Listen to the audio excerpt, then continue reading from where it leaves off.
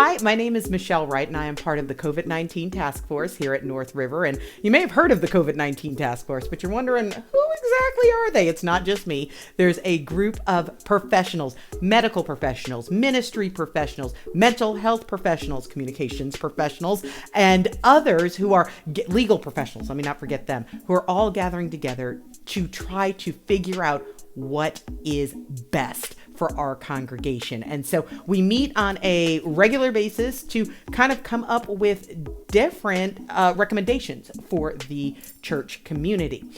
We also wanted to think about, okay, how do we get through this spiritually? Because we know that it has been incredibly rough. So we wanted to look at a couple of scriptures. So first, we're going to look at Philippians 4.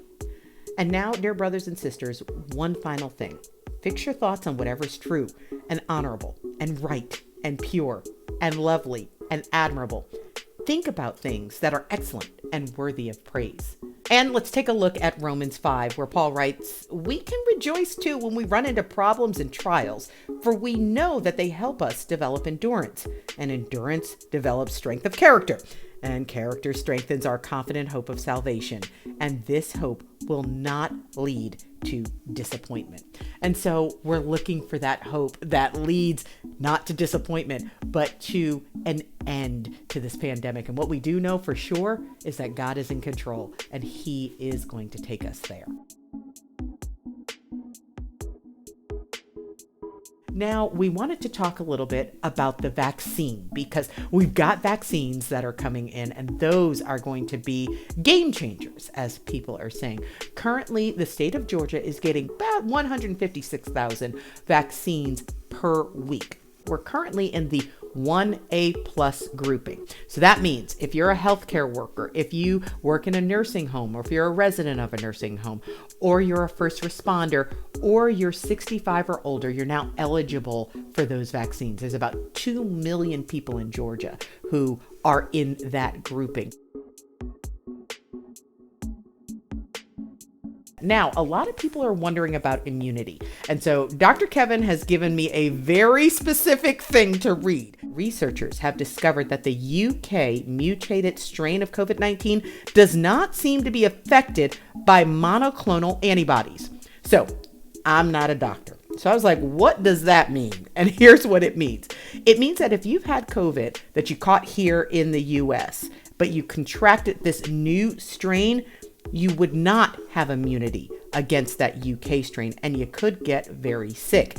In addition, if you've been immunized and or have had COVID, you can still give this virus to others.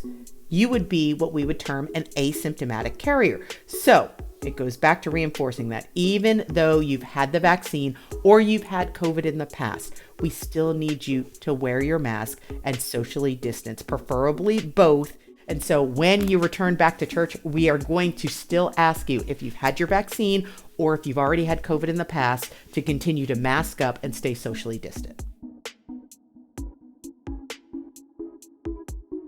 And now we want to give you some mental health tips. And if you're wondering what we should do, I want you to go ahead, head to our website or our YouTube channel, our website, nrcoc.org, our YouTube channel, which you can subscribe to. And we have got a list of videos and tips and resources that you can go to figure out, okay, how do I deal mentally with the fact that we have been in this COVID crisis for as long as we've been?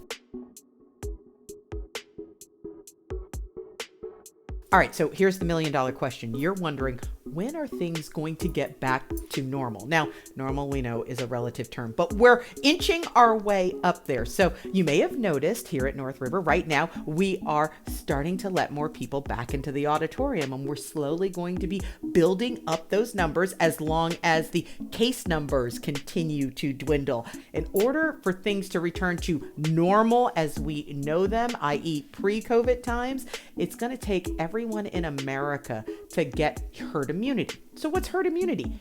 85% of the population of the United States of America either will have to have a vaccine to develop immunity or have had COVID. That will hopefully be this late summer or early fall. Hopefully, fingers crossed, prayers up to God, 2021.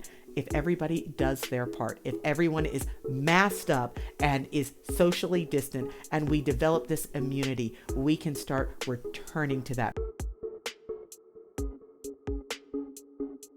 And so in the meantime, as we're waiting for this herd immunity, we're waiting to get things back to normal, we're praying to God, we also need to be creative, find out safe ways to meet mask to mask in person with one another, with our small groups outside, because we need each other to be able to get through this. Remember, we're faithful together, and that's what we're trying to do as we work to get through this together, because we're all in it together.